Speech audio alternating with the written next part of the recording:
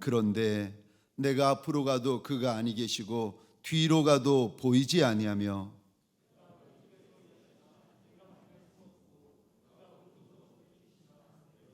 함께 읽겠습니다. 그러나 내가 가는 길을 그가 아시나니 그가 나를 단련하신 후에는 내가 순금같이 되어 나오리라. 아멘. 오늘 본문의 말씀을 가지고 오갈 곳이 없는 것도 은혜입니다 라는 제목으로 하나님이 주시는 말씀과 은혜를 함께 나누기를 원합니다. 오도 가도 오갈 곳이 없는 것도 그것도 우리 하나님의 은혜입니다. 저 그거 아십니까? 은혜에 두 가지 종류의 은혜가 있는 거 아십니까? 첫 번째, 은혜의 첫 번째 은혜가 있는데 그 은혜가 무엇인가 하면은 말이 되는 은혜가 있습니다. 그리고 또 다른 은혜는 말이 안 되는 은혜가 있습니다. 이게 무슨 말인가? 말이 되는 은혜가 도대체 무슨 말인가? 내가 주의 은혜를 구하며 기도하고 엎드렸더니 주님께서 내 기도, 내 눈물, 내 무릎을 돌아보시고 은혜를 베푸시는데, 아니 직장 문을 위하여서 기도하였더니 직장의 문이 열립니다. 사업장을 놓고 기도하였더니 사업장이 풀리기 시작합니다. 내 육의 질병을 가지고 중병을 가지고 하나님 앞에 엎드렸더니 마치 히스기야 왕이 엎드렸을 때 하나님이 회복시켜 주시고 일어나게 해주시는 것처럼 강건하여지는 역사, 회복되어지는 역사가 있더라는 겁니다. 수로보니게 여인이 어린 딸이 귀신 들려 주 앞에 달려나와 엎드렸더니 주님이 돌아보시고 불쌍히 여겨 주셔가지고 이 여인에게 아니 말할 수 있는 사건, 말할 수 있는 간증이 생기더라는 겁니다. 말이 되는 은혜가 있습니다. 그런데 또 두 번째 은혜 가운데 두 번째 은혜가 있는데 이거는 말이 안 되는 은혜가 있습니다. 이게 무슨 은혜인가? 우리 주님 누가복음 6장에 보면 우리 주님께서 말씀하시는데, 아니 공중의 새도 들에 있는 여우도 거처가 있고 다 저들의 둥지가 있는데 인자는 머리 둘 곳이 없다. 우리 주님께서 오갈 곳이 없다 말씀하십니다. 그러면서 주의 제자들에게 이 길을 따라오라는 겁니다. 사실 우리 주님은 이 땅에 오실 때도 오갈 곳이 없이 오셨습니다.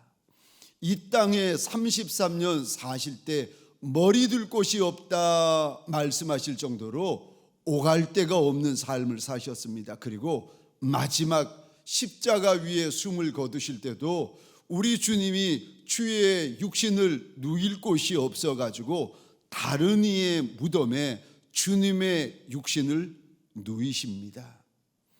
하나님께서 독생자 예수에게 부어주신 은혜가 있는데 오갈 데가 없는 은혜를 부어주십니다. 저와 여러분들은 오갈 데가 없는 은혜를 화라고 생각하고 이거 재앙이라고 생각하고 부끄러움이라고 생각하고 어떤 이는 이거를 저주라고 생각을 하는데, 하늘아버지께서 독생자 예수 평생에 그분이 이 땅에 나실 때부터 사실 때부터 이 땅을 떠나시는 그날까지 평생에 부어주신 은혜가 있는데 오갈 곳이 없는 은혜를 부어주십니다. 주님께서 이 은혜를 평생 누리며 사시다가 예수의 제자된 이들에게 이 은혜 가운데로 따라오라고 우리를 초청하십니다. 제가 어느 선교사님들 몇 년 동안 오지 혹은 외국에 가서 선교하시다가 몇 년 만에, 정말 몇 년 만에 한국에 돌아온다고 가슴 설레이면서, 고국에 돌아온다고 설레이면서 돌아오셨는데 정작 한국 땅에 밟고 보니까 오갈 곳이 없으신 거예요. 부모님들은 다 소천하셨고 친척분들하고는 헤어진 지 오래되셔가지고 오갈 곳이 없으신 겁니다. 그래서 이분들이 가슴 설레이면서 한국 땅에 오셔서 몇 날, 며칠, 몇 주간을 찜질방에서 머무시다가 떠나시면서 하시는 말씀이, 목사님 너무 비참하다는 거예요. 오갈 곳이 없으면 너무 비참합니다. 그런데 사정이 이런데 오갈 것이 없는 것이 무슨 은혜입니까? 오갈 곳이 없는 것도 은혜 맞습니까? 오갈 곳이 없는 것도 말이 안 되지만, 이거 세상 사람들이 볼 때 말이 안 되지만 오갈 곳이 없는 것도 은혜입니다. 입을 것이 없는 것도 은혜입니다. 배고픈 것도 은혜입니다. 우리 주님 평생에 가난하게 사시다가 마지막 고난 주간이 되십니다. 이제 3일 4일 후면은 십자가에 달려 돌아가시는데, 성경에 보니까 월요일 아침에 성전에 올라오시다가 시장하셨다라는 구절이 등장합니다. 배고프신 우리 주님께서 월요일 아침 성전에 올라오시다가 입이 무성한 무화과 나무를 발견하시고는 찾아가셔서 무화과를 찾아보십니다.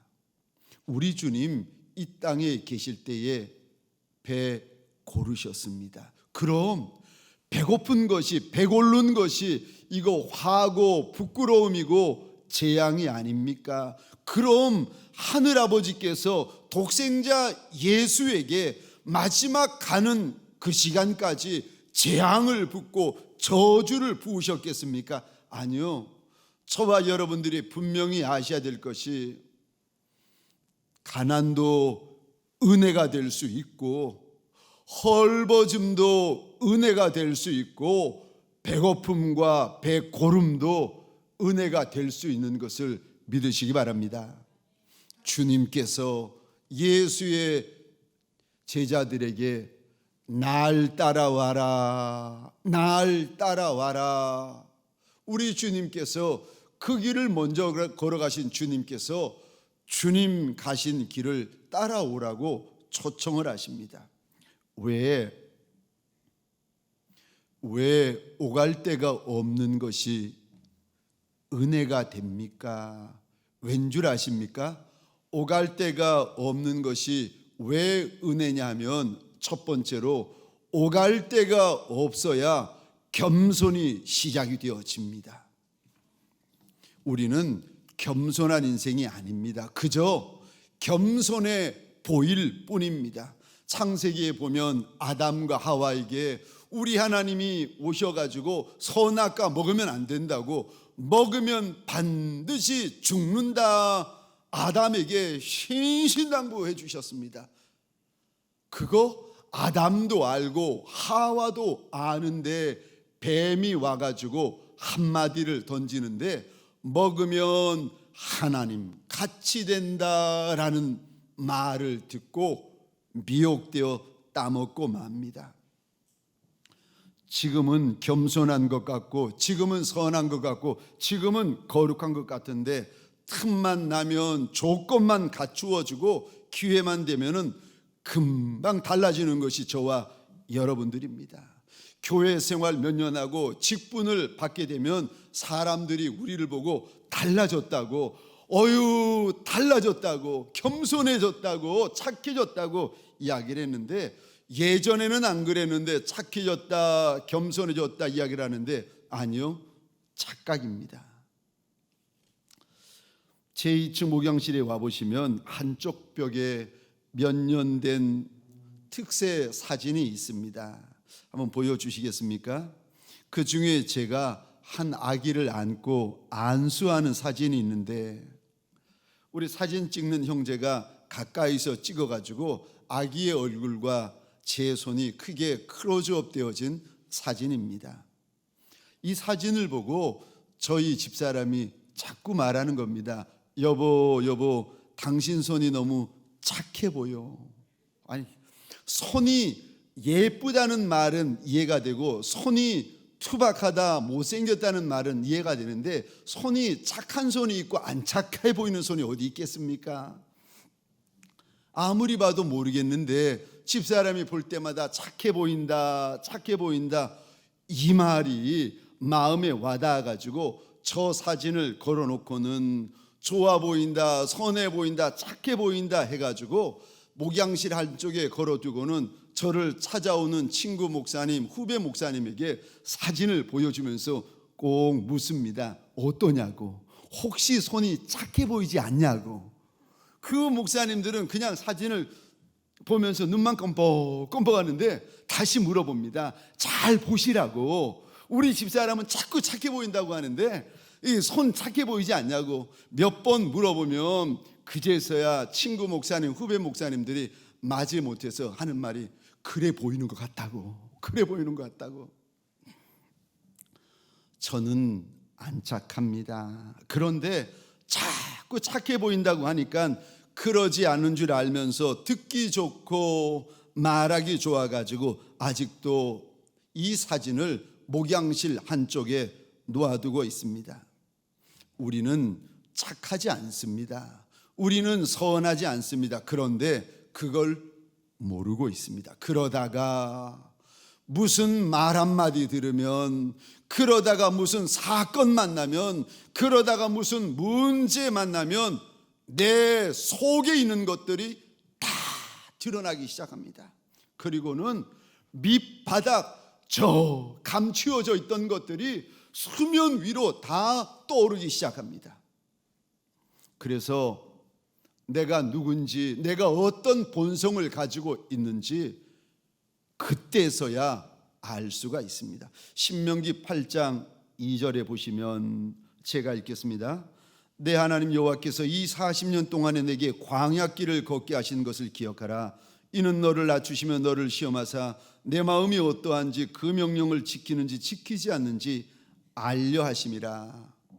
이스라엘 백성들이 하나님의 백성인데 하나님의 말씀을 듣지, 하나님의 말씀을 순종하지 누구 말씀을 듣고 누구 말씀을 순종하겠습니까? 하나님의 백성인데, 아니 하나님의 백성들이 바알의 말을 순종하겠습니까? 이방 우상의 말을 순종하겠습니까? 그런데 당연히 그런 줄 알았는데 광야길을 걷다 보니까 하루 길 걸을 때도 괜찮았고 이틀 길 걸을 때도 괜찮았고 3일 길을 걸어갈 때도 괜찮았는데 3일 길 걷는 그날부터 사람들이 달라지기 시작하더라는 것입니다. 광야 걷는 기간이 길어지니까 그때부터 내 마음에 있는 것들, 그때부터 내 속 저 깊숙이 숨어 있는 것들이 드러나기 시작하는 겁니다. 보여지기 시작하는 겁니다. 입에서 막 쏟아지기 시작하는 겁니다. 그 모습을 보면서 본인이 깨닫는 겁니다. 아하, 나는 좀 다른 줄 알았는데, 나는 좀 괜찮은 줄 알았는데 나도 별 수 없는 인생이구나. 하나님의 은혜가 아니면 저들하고 똑같은 죄인이고 악인이고 지옥 갈 수밖에 없는 인생이구나. 이게 깨달아지는 겁니다. 군대 가보시면 군인들이 이제 식사를 하는데 짬밥이라고 합니다. 짬밥을 먹고 남는 밥과 반찬을 저 식당 앞에 있는 큰 석유 드럼통 같은 짬밥통이라고 하는 곳에 남은 밥과 반찬을 쏟아 붓습니다. 그래가지고 그 많은 병사들이 남은 것을 쏟아 부으니까 그 큰 드럼통에 가득히 찹니다. 그거를 점심 식사 시간이 끝나고 1시간 내버려 두고 2시간 내버려 두고 3시간을 내버려 두시면 그때부터는 물이 뽀얀 물, 깨끗한 물이 그 드럼통 가득 찹니다. 겉보기는 깨끗한데 막대기 가지고 집어넣어서 2번, 3번만 휘저으시면 속에 있는 온갖 것들이 다 수면 위로 떠오르기 시작합니다.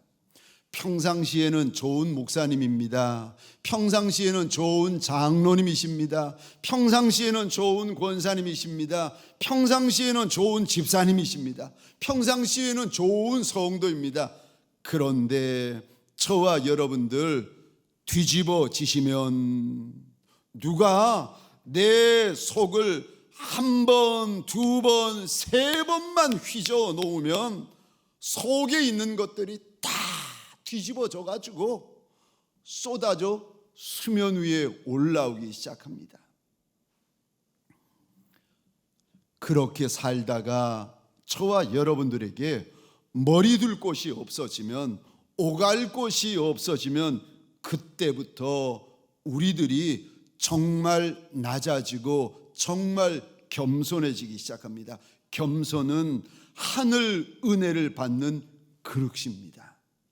겸손해야 비로소 그 인생에게 하늘 은혜가 부어지기 시작합니다. 잠언 3장 34절입니다. 제가 읽겠습니다. 진실로 그는 거만한 자를 비웃으시며 겸손한 자에게 은혜를 베푸시나니. 겸손은 하늘 은혜를 담는 그릇입니다. 겸손한 자라야 하나님이 그에게 주실 은혜가 있다는 것입니다. 야고보서 4장 6절입니다. 우리 같이 한 목소리 읽겠습니다. 시작. 그러나 더욱 큰 은혜를 주시나니 그러므로 일렀으되 하나님이 교만한 자를 물리치시고 겸손한 자에게 은혜를 주신다 하였느니라. 아멘. 아멘.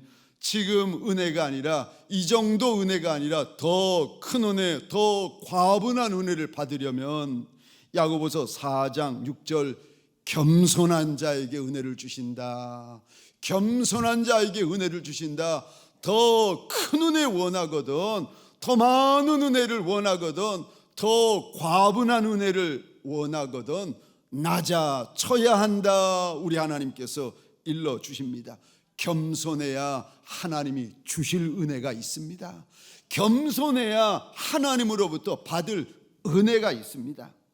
그런데 그리도 귀한 겸손은 그냥 만들어지는 것이 아닙니다.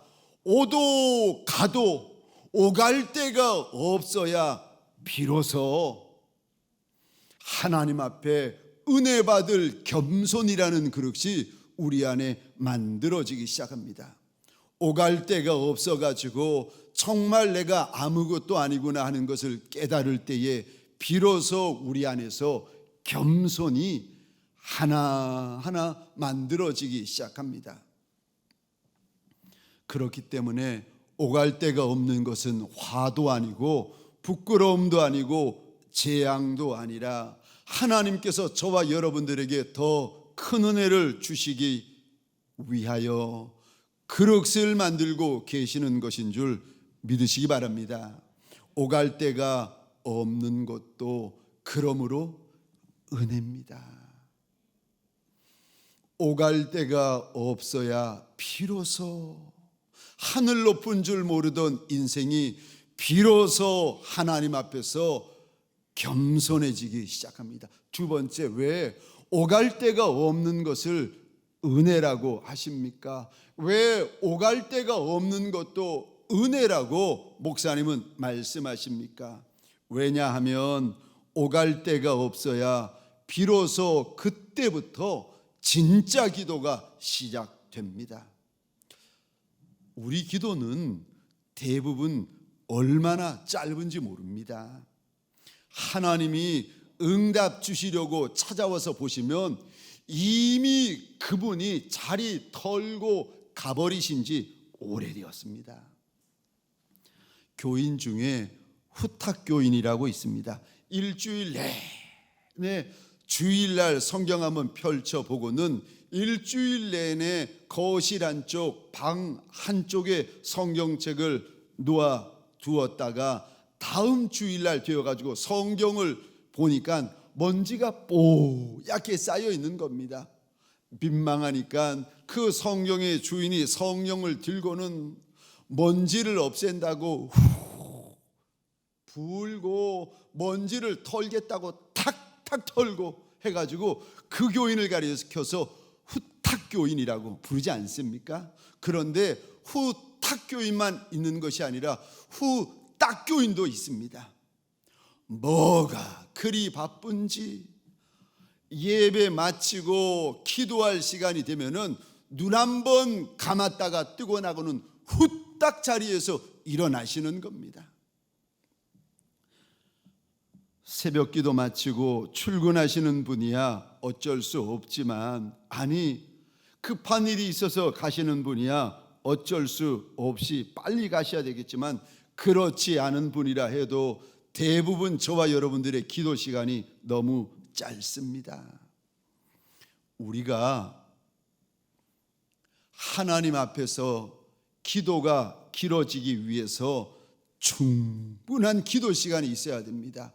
영적인 예열이 되어야 되는데, 아니 기도 시간이 너무 짧으니 5분, 10분, 30분 기도하고 일어나니 영적으로 뜨거워질 수 있는 예열되어지는 시간이 없는 겁니다. 양의 기도가 있어야 비로소 질의 기도가 있는 것입니다. 오랜 시간 주님 발등상 앞에 엎드려 있어야 비로소 그때부터 기도의 문이 열리고 영의 문이 열리고 영의 기도가 시작되어집니다. 그 전에는 기도를 하는데 그냥 육의 기도만 하는 겁니다. 깊은 영의 기도를 경험을 못 하시는 겁니다. 그러니까 5분, 10분, 30분, 1시간이 이게 기도가 다 끝이고 이게 기도가 다인 겁니다. 정말 내가 원하는 기도가 아니라 정말 주님이 원하시는 기도를 하시려면 주님 발등상 앞에 오래도록 엎드려 계셔야 됩니다. 그런데 평상시에는 대부분 예배만 끝나면 머리 한번 잠깐 숙이고 일어나면 기도가 끝입니다. 눈 잠시 감았다가 뜨면 그게 기도라고 생각합니다. 그러다가 내가 오갈 데가 없는 곳을 만나게 되면 이래도 안 되고 저래도 안 되고 심지어 가면 갈수록 더 안 되고 가면 갈수록 더 캄캄해지기만 할 때, 그때 비로소 저와 여러분들이 하나님 앞에서의 자세가 달라지고 비로소 하나님 앞에서 우리의 음성이 달라지기 시작합니다. 그리고 그때에야 비로소 우리가 절절히 하나님의 이름을 부르기 시작합니다. 내가 더 이상 물러설 곳이 없을 때, 이제 한 걸음만 뒤로 물러서면은 절벽밖에 없을 때, 그럴 때에 오도 가도 할 곳이 없을 때 비로소 저와 여러분들 정말 무릎이 하나님 앞에 굽혀지고 정말 내 입이 열리고 정말 기도가 시작됩니다. 그전에는요, 기도만 하다 보면, 기도만 하면 딴 생각부터 합니다. 기도를 하다가 딴 생각하다가 기도하다가 딴 생각하다가 30분, 1시간 지나고는 자리에 일어납니다. 그렇게 5년 신앙생활하고 10년 신앙생활하고 20년 신앙생활하다가 우리가 오도 가도 오갈 곳이 없는 곳을 만나게 되어지면 비로소 하나님 앞에 엎드리고 비로소 하나님 앞에서 진지해지기 시작합니다. 비로소 하나님의 발등상 앞에 정말 엎드리기 시작합니다. 이전에는 하나님 앞에 엎드려도 사람의 눈을 의식합니다. 그런데 오갈 데 없는 곳을 만나면 그때부터는 사람의 시선이 아니라 하나님의 시선을 의식하기 시작합니다. 이전에는 사람을 먼저 의식했는데 이제는 하나님을 먼저 의식하기 시작합니다. 예배를 드려도 하나님 앞에 드리기 시작하고, 찬송을 불러도 하나님 앞에 부르기 시작하고, 기도를 해도 하나님 앞에 기도하기 시작합니다. 야곱이 형 에서를 속이고 장자권이고 축복권이고 다 가로칩니다. 그리고는 외삼촌 라반의 집에서 20년을 피해 있다가 아버지의 집으로 돌아오는데, 형 에서가 그 소식을 듣고는 400명의 군사와 함께 야곱을 쫓아옵니다. 이 소식을 듣고 무서웠던 야곱이 형에게 선물을 보내는데, 암염소가 200, 순염소가 20, 암양이 200, 순양이 20, 낙타가 30, 암소가 40, 황소가 10, 암나귀가 20, 새끼나귀가 10마리, 도합 550마리나 되는 엄청난 뇌물을 보냅니다. 그런데 야곱도 압니다. 이거는 선물로 해결될 수 있는 문제도 아니고 뇌물도 해결될 수 있는 문제가 아니라는 그거를 압니다. 형 에서의 원한이 얼마나 뼈에 사무쳐 있는지, 얼마나 이 순간을 기다려왔는지 야곱도 잘 압니다. 그래서 그 많은 선물을 보내면서도 야곱이 밤새도록 야복 강가에서 두려워하는데, 오갈 곳이 없으니까 야곱 평생의 처음으로 허벅지가 부러질 때까지 천사와 씨름합니다. 그리고는 하나님으로부터 아름다운 칭호를 얻게 되어지는데, 하나님과 겨루어 이긴 자라는 칭호를 얻게 되어집니다. 오갈 데가 없으니까 하나님을 놓칠 않습니다. 오갈 데가 많으면 자기 마음대로 하나님을 붙들고 자기 마음대로 하나님을 놓아버립니다. 그런데 오갈 곳이 없으니까 그분은 절대 하나님을 놓지 않습니다. 아니, 놓을 수가 없습니다. 왜요? 놓으면 끝이라는 것을 알기 때문입니다. 수로보니게 이방 여인, 그 여인이 우리 주님 앞에 달려 나올 때에 우리 주님이 외면하시는 것 같고 거절하시는 것 같고 무시하는 것 같아도, 그런데도 이 여인이 끝까지 우리 주님 발등상 앞을 떠나지 않습니다. 왠 줄 아십니까?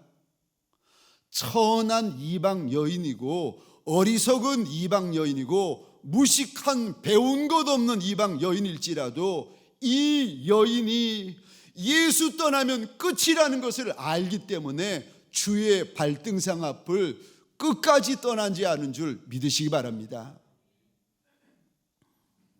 작고 천해도 연약하고 보잘것없는 인생이라 할지라도 그래도 주님 떠나면 끝난다는 것을 아니까 이 여인이 끝까지 주님의 곁을 떠나지 않습니다. 오갈 곳이 없었던 이 여인은 주님 발등상 앞을 떠나지 않습니다. 우리가 볼 때에, 그 본문을 읽는 우리가 볼 때에 주님의 말씀이 분명히 끝난 것 같고 상황이 끝난 것 같아도 이 여인은 절대 무릎을 일으키지 않습니다. 그 모습을 보시며 우리 주님이 말씀하십니다. 여인아, 내 믿음이 정말 크다. 예수 외에는 오갈 곳이 없는 여인인데, 그래서 할 수 없이 주님 앞에 엎드려 있고 주님을 떠나지 않았더니 주님을 떠나지 아니하는 그 여인을 보시면서 우리 주님이 놀라워하시고 기뻐하시고 칭찬하십니다.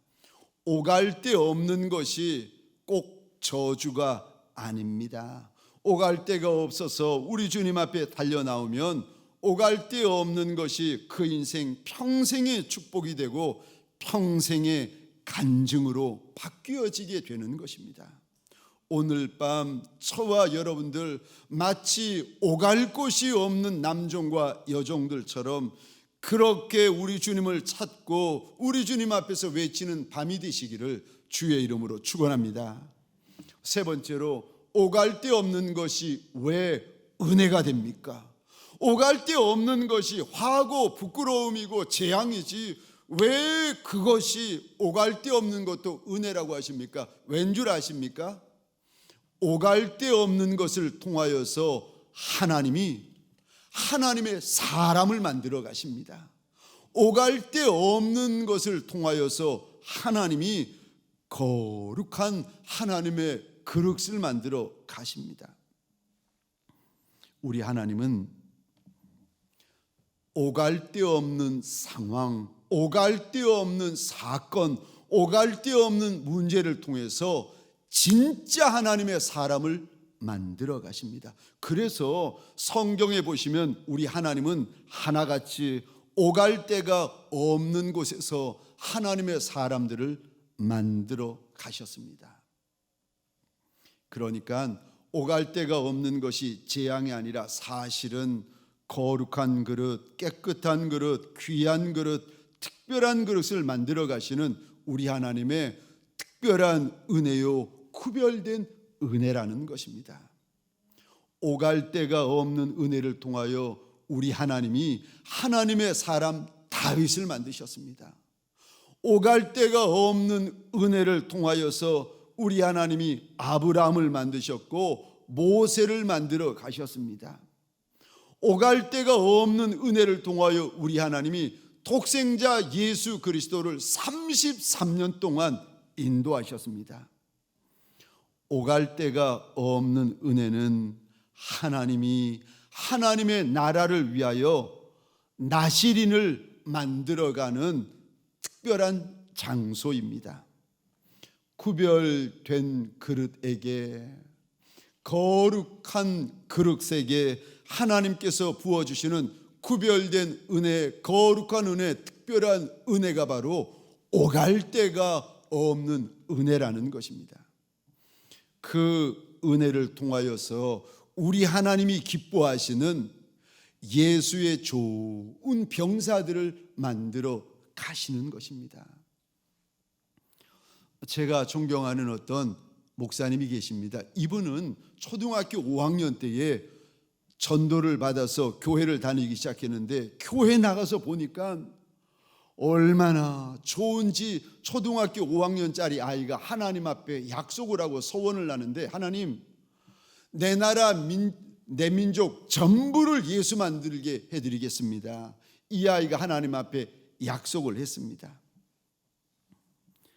그리고는 아침에 갈 때에 교회에 들려서 기도하고, 수업 마치고 학교에서 돌아올 때 또 교회에 들려서 기도하고, 잠잘 때 또 교회 가서 기도하고, 하루에 3번씩 기도를 할 뿐 아니라 공부하기 전에 성경 한 장을 읽습니다. 그런데 이렇게 기도를 하는데 기도하면 하나님이 부어주신 은혜가 너무 많고 좋은데 이상하지요. 가면 갈수록 삶이 더 어려워지고 궁핍해지는 겁니다. 초등학교 때보다 중학교 때 더 가난해지고, 중학교 때보다 고등학교 때 더 가난해지고, 고등학교 때보다 대학생이 되어지고 나니까 얼마나 가난해지는지 아예 길바닥에 난질 정도가 되어졌습니다.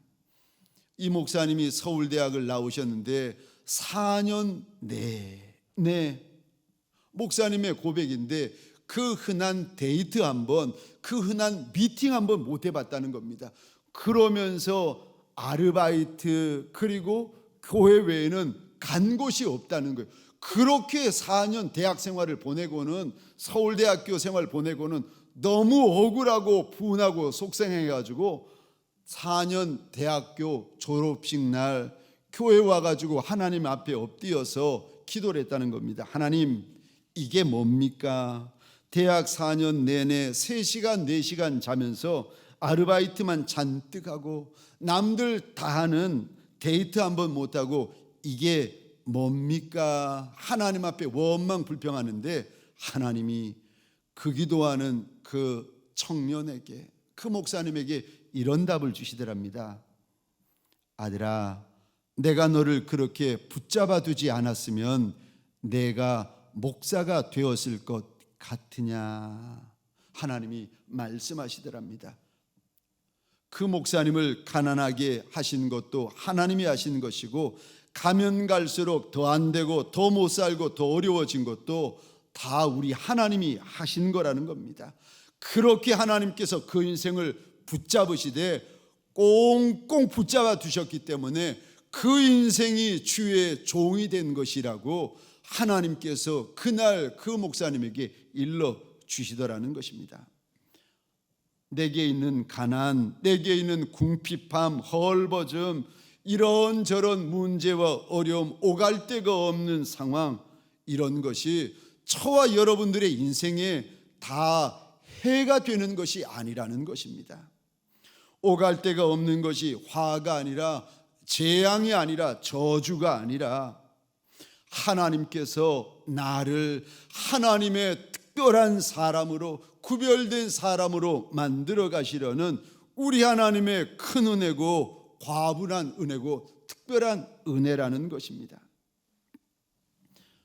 저와 여러분들 오갈 곳이 없는 은혜를 하나님이 부어주실 때에 원망하며 불평하며 겁내며 두려워할 것이 아니라, 내가 무엇이간데 하나님 이리 큰 은혜를 부어주시느냐고, 내가 누구이간데 하나님께서 날 정말 하나님의 사람으로 만들어 가시느냐고 하나님 앞에 고마워하면서 감사하며 하나님이 원하시고 기뻐하시는 구별된 그릇, 거룩한 그릇으로 만들어지시는 저와 여러분들이 되시기를 주의 이름으로 축원합니다. 말씀을 마치겠습니다.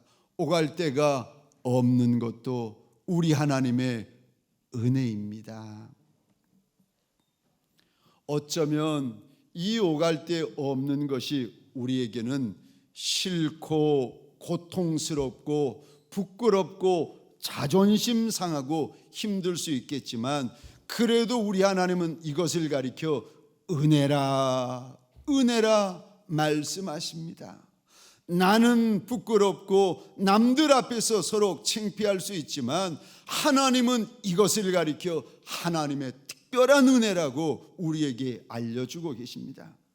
오갈 데 없는 은혜를 통하여 하나님은 우리를 겸손케 하십니다. 오갈 데 없는 은혜를 통하여 하나님은 우리를 기독케 하십니다.